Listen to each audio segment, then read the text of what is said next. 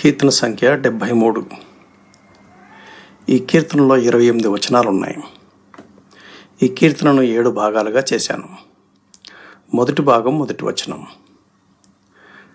ఇశ్రాయేలీయుల ఎడల, శుద్ధ హృదయుల ఎడల నిశ్చయముగా దేవుడు దయాళుడై ఉన్నాడు. ఈ భాగం యొక్క పేరు, పరిచయము, దేవుని గురించిన సరి అయిన అవగాహన.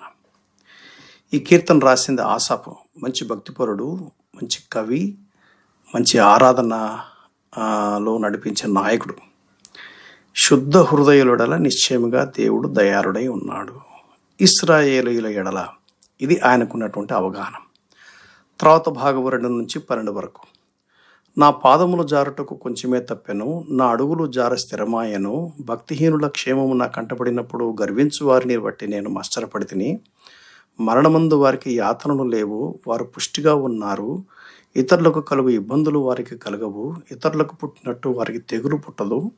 గనుక గర్వము కంఠహారం వలె వారిని చుట్టుకొనుచున్నది, వస్త్రం వలె వారు బలాత్కారం ధరించుకుందరు. కృవు చేత వారి కరులు మెరకలై ఉన్నవి, వారి హృదయాలోచనలు బయటికి కానవచ్చుచున్నవి. ఎగతాళి చేయొచ్చు, బలాత్కారం చేత జరుగు కీడును గూర్చి వారు మాటలాడుదురు, గర్వముగా మాటలాడుదురు.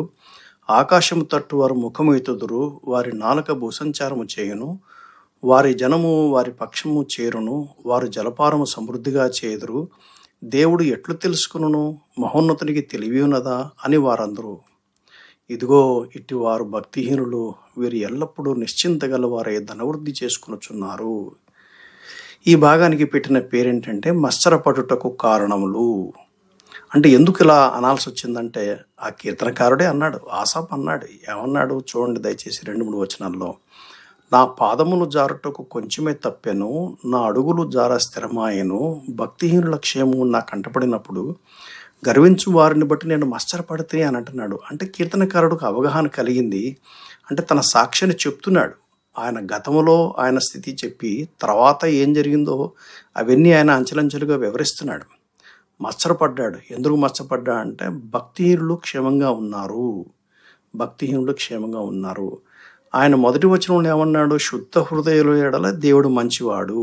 అంటే భక్తిహీనులకు వెంటనే వాళ్ళు భక్తిహీనతను బట్టి దేవుడు వెంటనే వారి మీద చర్య పూనుకొని వాళ్ళకి ఏదైనా జరగాలి, కానీ జరగట్లేదు.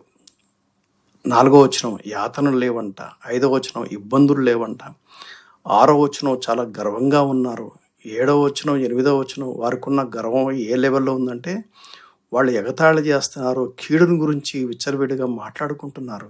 9వ వచనం ఆకాశం తట్టు కూడా వాళ్ళు ముఖమెత్తుతారట. అంటే వాళ్ళ నాలుక భూసంచారం చేస్తుందట. జనాలు వాడి పక్షంగా చేరుకుంటారు. పార్టీ అంటే వాళ్ళకి ఎక్కువగా పాపులారిటీ ఎక్కువ ఉండొచ్చు బహుశా. వారి పక్కన స్ట్రెంగ్త్ కూడా బాగా ఎక్కువగా ఉన్నట్టు ఉంది. 11-12 వచనాల్లో ఏ లెవెల్కి వచ్చారంటే దేవునికి తెలివి ఉందా అని దేవుణ్ణే ప్రశ్నించే లెవెల్లోకి వచ్చారు. అందుకనే కీర్తనకారుడు చాలా మనసులో ఇబ్బంది పెట్టుకున్నాడు. వాళ్ళు ఏంటి ఇంత దుర్మార్గులు, ఇంత ప్రశాంతంగా ఉన్నారు, వాళ్ళకి ఏం కలగట్లేదేంటి అని.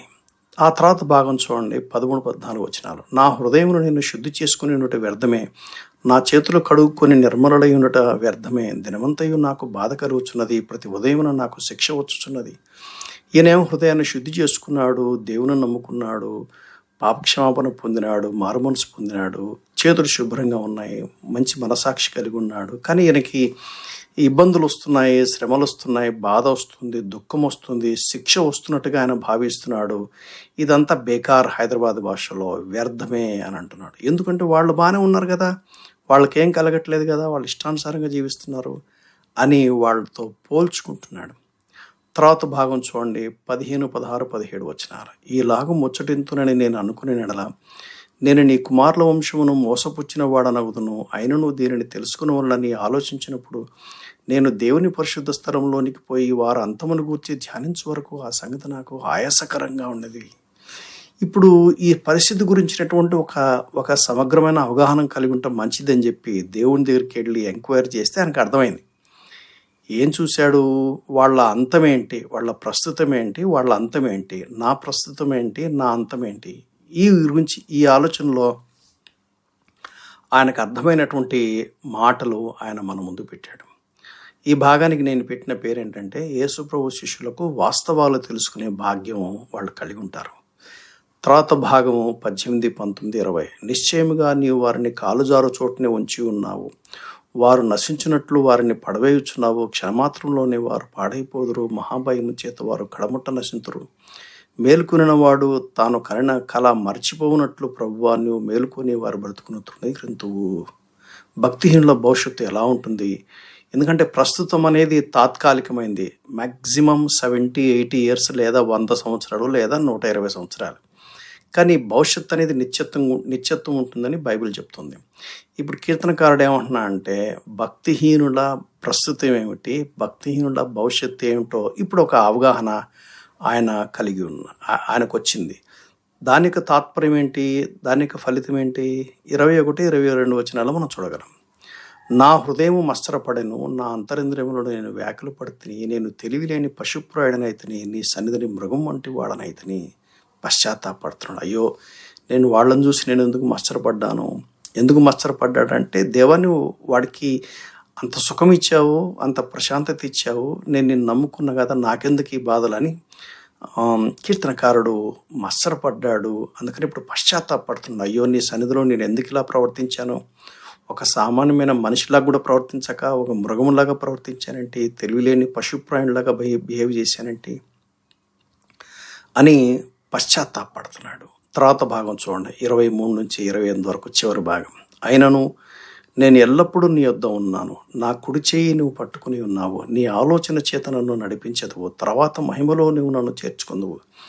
ఆకాశమందు నీవు తప్ప నాకెవరున్నారు? నీవు నాకుండగా లోకంలోనిది ఏదీ నాకు అక్కర్లేదు. నా శరీరము నా హృదయము క్షీణించిపోయినను దేవుడు నిత్యము నా హృదయమునకు ఆశ్రయమును స్వాస్థ్యమునే ఉన్నాడు.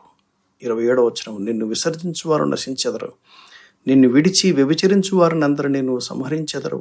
నాకైతే దేవుని పొందు ధన్యకరము, నీ సర్వకార్యములను నేను తెలియజేయనట్లు నేను ప్రభువు యెహోవా శరణుజొచ్చి ఉన్నాను. ఎంత మార్పు వచ్చింది చూడండి. ఇప్పుడు ఏమంటున్నాడంటే, ఇప్పుడు తన ప్రస్తుతము తన భవిష్యత్తు, భక్తిహీనుల ప్రస్తుతము భక్తిహీనుల భవిష్యత్తు, వీటి గురించి ఆలోచిస్తున్నాడు. ఆలోచిస్తే తనకి ఏమర్థమైందంటే, నేను ఎల్లప్పుడూ నీ యొద్ద ఉన్నాను. ఎందుకంటే ఈయన యేసు ప్రభువును నమ్ముకున్నాడు, పాపక్షమాపణ కలిగింది, దేవునితో సహవాసం చేస్తున్నాడు. దాన్ని వదిలేసి తనకు లేని దాని గురించి ఆలోచిస్తున్నాడు, ఉన్నదాని గురించి మర్చిపోయాడు. ఇప్పుడు అంటున్నాడు, నేను నీ యొద్ద ఉన్నాను అంటే దేవుని సన్నిధి ఉంది. నా కుడి చేయి నువ్వు పట్టుకున్నావు. నేను ఆయన చేయి పట్టుకోవడం కాదు, ఆయన నా చేయి పట్టుకున్నాడు. నీ ఆలోచన చేత నన్ను నడిపిస్తావు, తర్వాత మహిమలో చేర్చుకుంటావు. ఎంత బ్యూటిఫుల్ మాట చెప్తున్నావు చూడండి. తర్వాత మహిమలో చేర్చుకుంటాడు. ఇదే మహిమ భక్తి అనుకుంటుందా? ఉండదు. అందుకని 25, 26 అంటాడు, ఆకాశమందు నీవు తప్ప నాకెవరున్నారు? నీవు నాకుండగా లోకంలోనిది ఏదీ నాకు అక్కర్లేదు. నా శరీరము నా హృదయం క్షీణించిపోయినను దేవుడు నిత్యము నా హృదయమునకు ఆశ్రయమును దుర్గమునై ఉన్నాడు, స్వాస్థ్యమునై ఉన్నాడు. 28వ వచనం అంటాడు, నాకైతే దేవుని పొందు ధన్యకరము, నీ సర్వకార్యములను నేను తెలియజేయనట్లు నేను ప్రభువైన యెహోవా శరణుజొచ్చి ఉన్నాను. అందుకని ఈ భాగానికి కీర్తనకు పెట్టిన పేరేంటంటే, మానవ జీవితాన్ని దేవుని దృక్పథం నుండి చూడాలి. అందుకనే ప్రారంభమేమో దేవుడు ఇశ్రాయేలు ఎడల మంచివాడు అని అన్నాడు. ఇప్పుడు ఏమంటా అంటే, దేవుడు అందరి ఎడల మంచివాడు. ప్రస్తుతం అందరికీ దీన్ని కామన్ గ్రేస్ అంటారు.